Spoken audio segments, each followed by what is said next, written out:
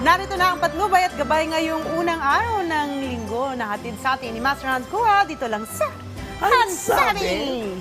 Rise and shine! Mga ka-RSP, happy Monday! Narito na ang inaabangang mga gabay, patnubay, paalala at prediksyon ngayong araw ng October 2, Lunes mula kay Master Hans Kua. Unahin natin siyempre ang mga pinanganak ng Year of the Rat. Huwag kalimutan, magpasalamat sa mga biyayang natanggap. Lalo na ngayon na kumpleto at masaya ang iyong pamilya. Activated kasi ang Masaya or Happy Family Star. Gamitin ang libreng oras para makabanding ang buong pamilya. White at 5 ang swerte sa Year of the Rat. Sa mga Ox naman ang magaling kang dumiskarte sa buhay, pero hindi mo ginagawa dahil may mga tumutulong sa'yo. Huwag ugaliing umasa sa mga kamag-anak. Usapan love life naman tayo, konting lambing naman ang kailangan at lilipas din ang tampuhan ni Sweetheart. Brown at 1 ang swerte sa Year of the Ox. Tiger naman tayo, sobrang sasaya ang kalooban dahil sa hindi inaasahang mangyayari. Biglaan kasing darating ang magandang balita. Pagdating naman sa kalusugan aspect, may healthy, happy, or maayos na star sa chart ng kalusugan. Kaya naman panatiliin lagi ang healthy living. Red at 10 ang swerte sa Year of the Tiger. Sa mga rabbit naman tayo, kung may naging tampuhan agad na pag-usapan at solusyonan yan.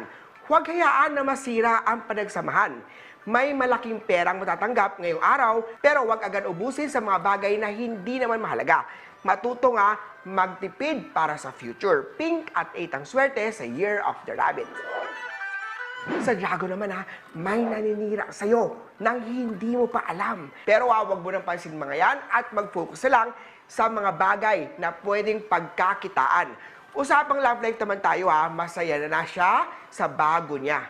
Never ever chase love, affection, or attention. Gray at 2 ang swerte sa Year of the Dragon. Sa Year of the Snake naman tayo kung pinakamaswerte ngayong araw.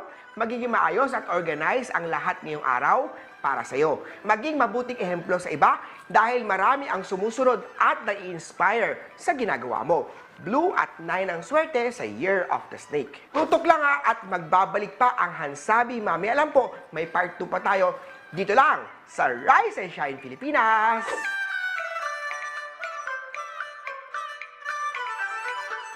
Rise and Shine! Mga ka-RSP, narito na muli ang part 2 ng gabay, patnubay, paalala at prediksyon ni Master Hans Kua. Next na ang mga Year of the Horsey. Business Luck Star ay activated. Magkakaroon ng bagong negosyo na may kinalaman sa pagkain. Usapang love life naman tayo habang kayo ay nagmamahalan, may mga taong naiinggit sa relasyon nyo. Maging matibay at maging loyal sa isa't isa dahil maraming pagsubok ang posibleng dumating. Yellow at 11 ang swerte sa Year of the Horse. Sa mga goat naman tayo, iwasan ang laging nakasimangot. Wala nang gustong kumausap sa'yo dahil laging mainit ang ulo mo. Kapag nakasimangot ka all day, good fortune will go away. Ayaw natin yun Green at 3 ang swerte sa Year of the Goat.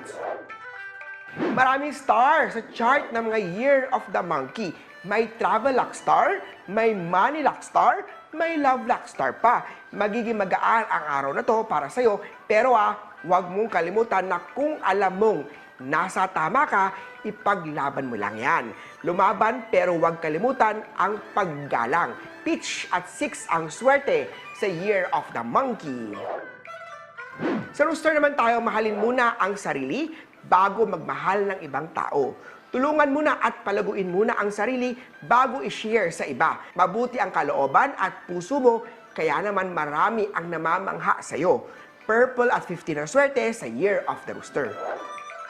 Sa Year of the Dog naman tayo, malaki ang maitutulong niya sa'yo. Kaya naman kung dumating man ang araw na umangat ka, huwag mo siyang kakalimutan at matutong tumanaw ng utang na loob. Magsuot ng black onyx na crystal sa left hand, gold at 13 ang swerte sa Year of the Doggy. At sa Year of the Piggy naman tayo conflict day to day, hindi ka magiging masaya dahil wala kang kalayaan na gawin ang gusto mo sa buhay. mahihirapan ka magdesisyon ngayong araw dahil may mga taong pumipigil sa gusto mo. Silver at 3 ang swerte sa Year of the Piggy. Muli po ito po yung mga gabay, patnubay, paalala at prediction lang ni Master Hans. Nasa inyong mga kamay na aslalay ang inyong tagumpay. Kaya naman, always be positive at i-claim ang mga swerte. Mga ka-RSP,